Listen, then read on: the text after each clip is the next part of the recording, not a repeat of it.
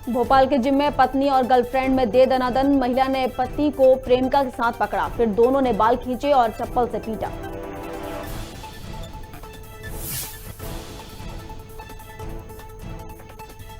बंगाल की खाड़ी में बने सिस्टम के कारण एमपी में झमाझम बारिश। बुरहानपुर का कुछ घंटे महाराष्ट्र से संपर्क टूटा।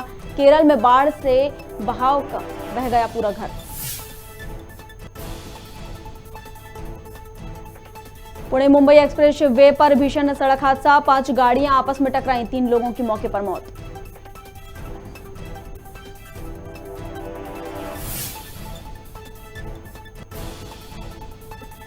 बीजेपी विधायक रामेश्वर शर्मा का विवादित बयान। कहा, फादर और चादर से दूर रहो हिंदुओं, ये लोग हनुमान मंदिर नहीं जाने देंगे।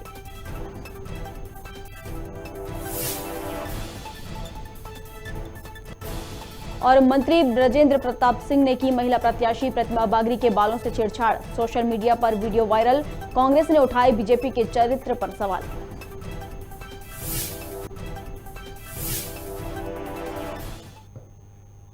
नमस्कार, खबर भारत देख रहे हैं आप। मैं हूं आपके साथ प्रियंका। चलिए बढ़ते हैं खबरों की ओर।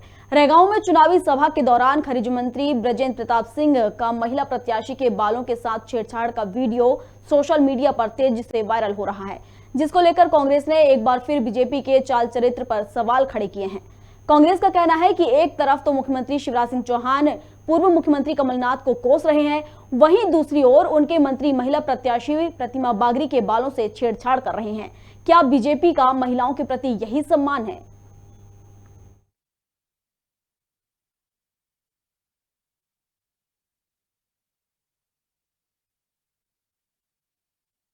इंजीनियरिंग कॉलेज में एडमिशन हो जाए तो पता चला फीस भरने का पैसा।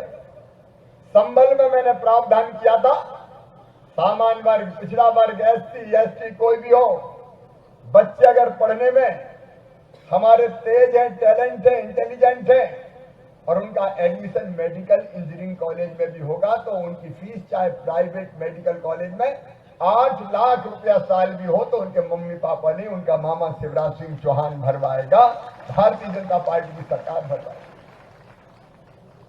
कमलनाथ जी ने संबल योजना बंद कर। मेरे भांजे भांजियों ने क्या बिगाड़ा था कमलनाथ जी? तुमने उनकी फीस छीन ली। मेरी बहनें बड़ी संख्या में यहां बैठी है। हमने योजना बनाई कि गरीब बहन अगर बेटा बेटी को जन्म देगी तो जन्म के पहले 4,000 और जन्म के बाद 12,000, इसलिए कि वो घर पर रह के आराम कर सके जन्म के पहले भी। डबरा विकासखंड के खेड़ी रायमल गांव में एक बुजुर्ग की मौत हो गई, जिसका अंतिम यात्रा निकालने के लिए परिजन और ग्रामीण अपनी जान जोखिम में डालकर नदी पार कर मुक्तिधाम जाने को मजबूर हैं। वहीं रहवासियों का कहना है कि प्रशासन हो या नेता सभी से गुहार लगा चुके हैं, लेकिन अब तक किसी ने भी समस्या का हल नहीं निकाला, जिस कारण वहां के रहवासी परेशान हैं।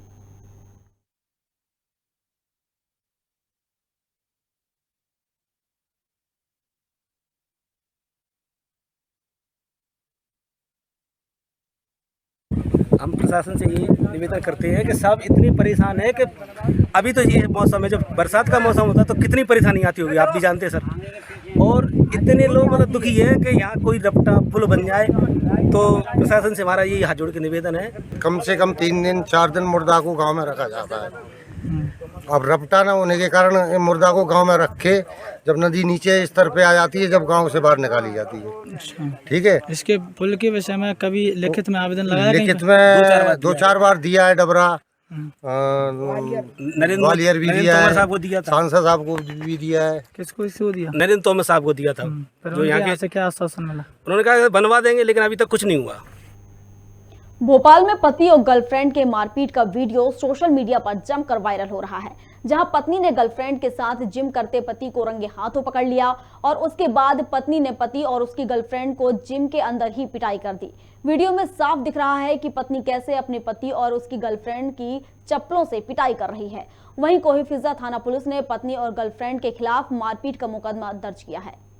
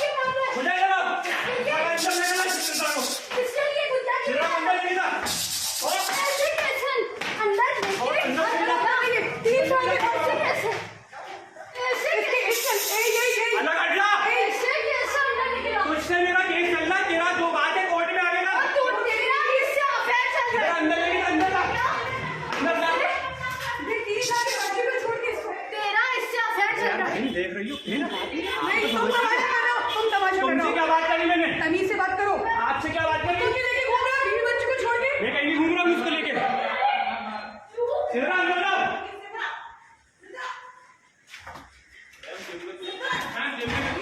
छोड़ उसको। अंदर लेके जाओ। ऐसे कैसे छोड़? उसका घर बर्बाद कर दिया। छोड़ उसको। ऐसे कैसे छोड़?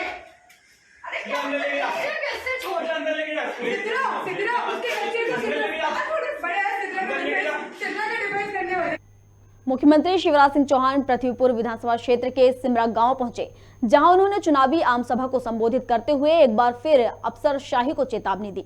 सीएम ने कहा कि भ्रष्टाचारियों को नहीं छोड़ेंगे। उन्होंने कमलनाथ और कांग्रेस पर भी जमकर निशाना साधा।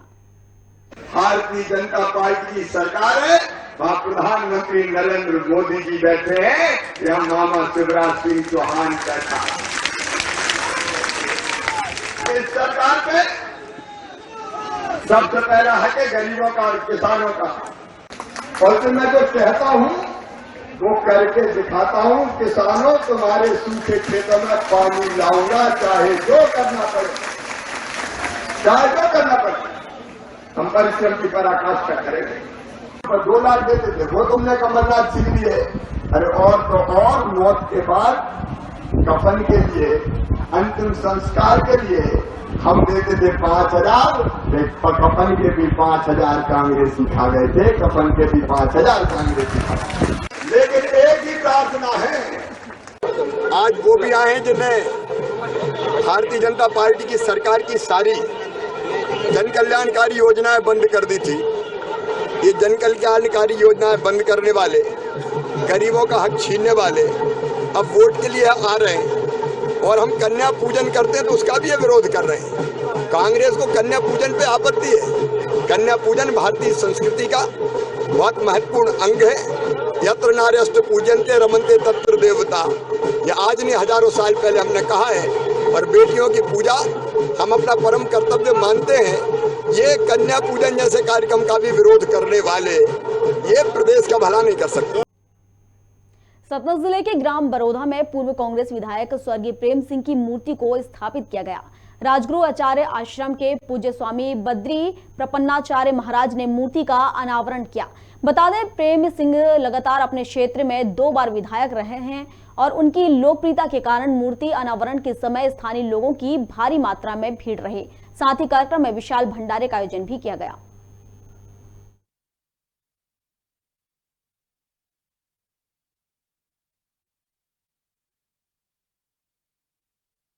जनप्रिय नेता भैया प्रेम सिंह के याद में उनकी मूर्ति बनवाई गई और उसका अनावरण हमारे गुरुदेव महाराज राजगुरु आचार्य आश्रम श्री प्रपन्नाचार्य जी महाराज के कर कमलों के द्वारा किया गया। उन्होंने ही इस आश्रम को बनवाया था। इसी आश्रम के उसमें इसी कार्यों के लेकर के उनके नाम से हमने मूर्ति अनावरण किया एवं यहाँ सभी लोगों का, क्षेत्रवासियों का भंडारा प्रसाद के लिए आमंत्रित किया। सभी लोग, सब परिवार के लोग भंडारा प्रसाद के लिए आए हैं। उनको मैं सबको हृदय से धन्यवाद करता हूँ। छत्तीसगढ़ के स्वास्थ्य मंत्री टीएस सिंहदेव अंबिकापुर पहुंचे, जहां उन्होंने अंबिकापुर मेडिकल कॉलेज अस्पताल में बच्चों की लगातार हो रही मौतों का जायजा लिया। साथ ही अस्पताल में मातृ और शिशु अस्पताल में हालात का मुआयना किया, जहां देव ने अपना दिल्ली दौरा कार्यक्रम को स्थगित कर दिया। आपको बता दें कि अभी तक अस्पताल में 9 बच्चों की मौत हो चुकी है।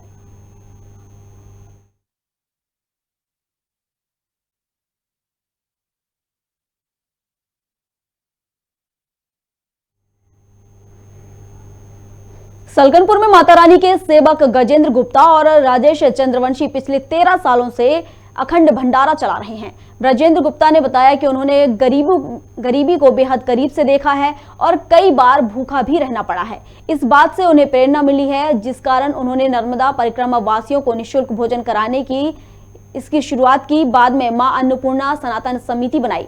यहाँ साल भर में लगभग 3 लाख लोगों को भोजन कराया जाता है।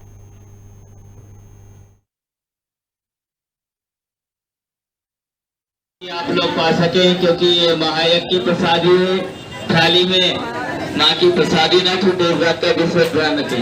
भोजन प्रसादी पाने के बाद अपने 2013 से हुआ है भाई। आपको इसकी प्रेरणा कैसे मिली? भाई साहब क्या कि भूख मैंने देखी कि भूख क्या होती है। भूख पैसे से नहीं खरीदी जाती है, पूरा जन सहयोग से ही होता है। प्रतिदिन कितने लोग भोजन कर लेते हैं यहाँ पे? कहीं 2.5 से 3 लाख आदमी एक साल के अंदर भोजन कर लेता है। इसमें चार्ज नहीं है, ये सिर्फ दान पेटी रखी हुई है, इसकी जो स्वेच्छा से मिलता है। जीरापुर में भी डेंगू जैसी जानलेवा बीमारी दस्तक दे चुकी है, जिसे लेकर प्रशासन अलर्ट मोड पर नजर आ रहा है। बीते दिनों जिला कलेक्टर हर्ष दीक्षित ने सामुदायिक स्वास्थ्य केंद्र का निरीक्षण कर साफ सफाई को लेकर निर्देशित किया। बावजूद इसके जमीनी हालात कुछ और ही हैं। जीरापुर की कई कॉलोनियों में गंदे पानी और बीमारियों को आमंत्रित दे रहे हैं, जिसे लेकर रहवासी परेशान हैं।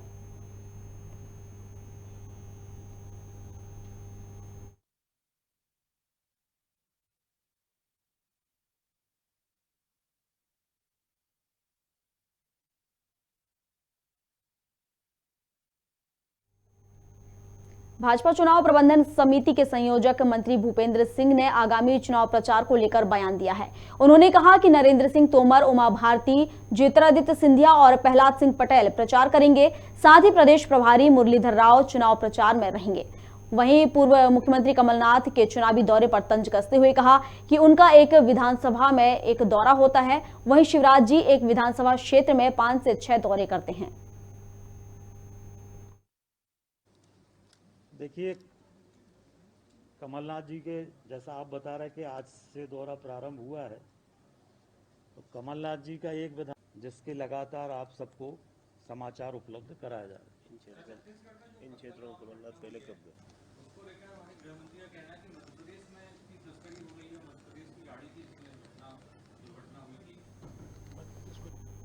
प्रदेश में 3 विधानसभा और 1 लोकसभा सीटों पर उपचुनाव होना है। भाजपा प्रवक्ता रजनीश अग्रवाल निर्वाचन आयोग पहुंचे, जहां उन्होंने जोवट विधानसभा में कांग्रेस प्रत्याशी महेश पटेल की शिकायत की। महेश पटेल पर भय और आतंक का माहौल बनाने का आरोप लगाया। साथ ही अवैध तरीके से जनता को शराब पिलाकर अवांछित प्रभाव डालने की भी बात कही।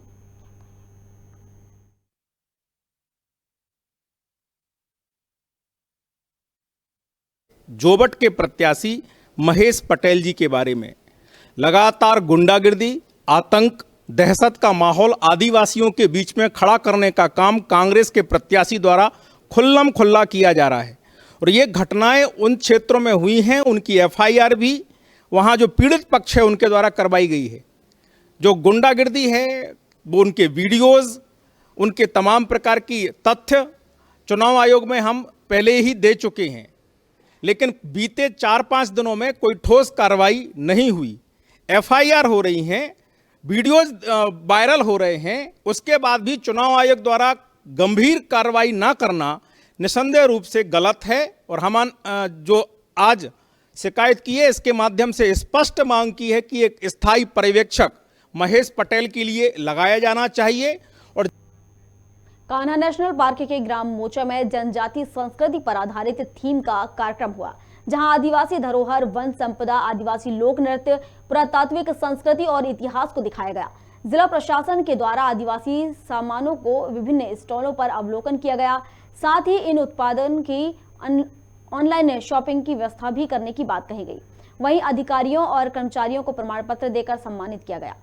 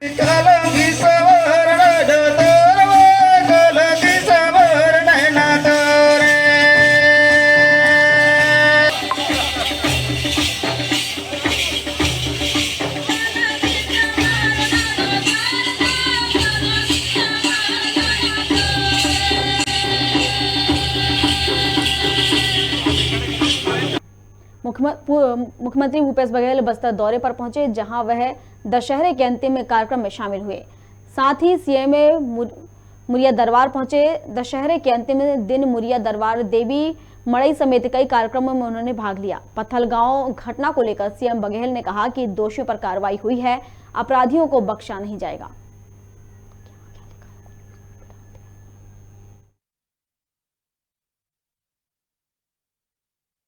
बस्तर दशहरा जो कई महीने से चलता है, उसका आज अंतिम कार्यक्रम होगा।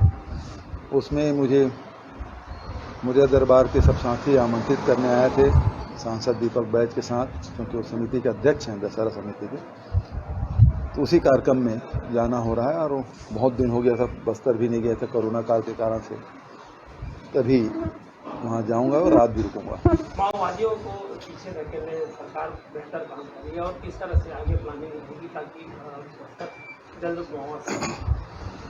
सबसे पहली बात यह है कि वहाँ के जो निवासी हैं उनका विश्वास जीतने में हम लोग सफल रहे, और जैसे जैसे विश्वास जीतते जा रहे हैं, लोगों का रुझान शासकीय योजनाओं के माध्यम से शासन के प्रति बढ़ा है, और जो जगह जो गांव खाली हो गए हैं वहाँ विकास के कार्य तेजी से, चाहे वो पीडीएस साफ हो, आंगनबाड़ी हो, सड़क हो, सोलर लाइट हो, स्कूल हो, हॉस्पिटल हो, इन सब की सुविधाएं वहाँ उपलब्ध कराई जाए।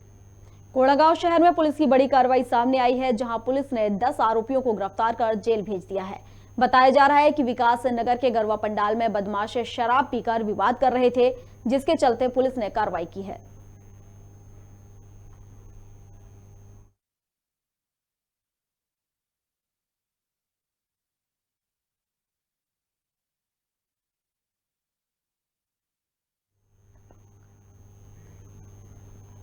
बलरामपुर में अवैध रेत माफिया की दबंगई सामने आई है, जहां रेत माफिया ने तहसीलदार पर हमला किया है। तहसीलदार के वाहन में तोड़फोड़ की गई। इस दौरान तहसीलदार विनीत सिंह जान बचाकर भाग निकले। वहीं रामचंद्रनपुर ब्लॉक के त्रिशूली गांव की यह पूरी घटना बताई जा रही है। जानकारी के मुताबिक तहसीलदार अवैध रेत परिवहन को रोकने पहुंचे थे।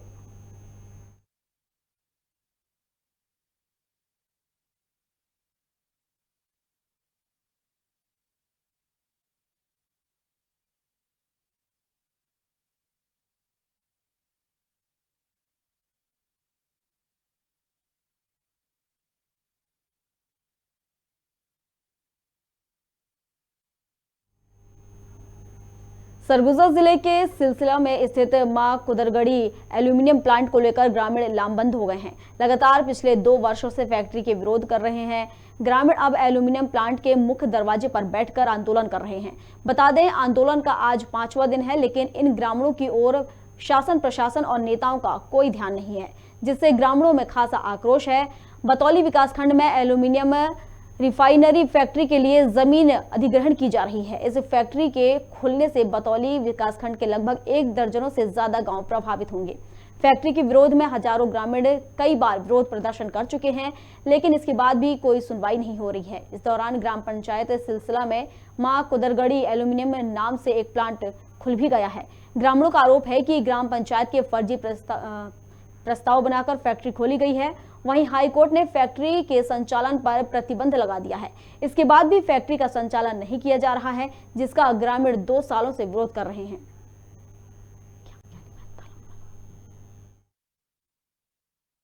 हमन ला ओ शमशान घाट ला ना, हमन आदमी मन मरथे तो ला गाड़त रहे, ओला मन पूरा घेरावा कर लेहिन। कौन मन? वही फैक्ट्रीदार मन। का चाहता तुम? तोला हमन नहीं देख चाहत हन, हमन कहाँ गाड़बो, मारा मरही तेला घरे थोड़े गाड़बो। हाँ। जबरदस्ती करी ना? तो जबरदस्ती दो करी है, ढुके नहीं दे वहाँ भीतरी हमन ला। हाँ, तो हमन कहाँ गाड़बो, घरे थोड़े गाड़बो। तो अजय का करत था तुम?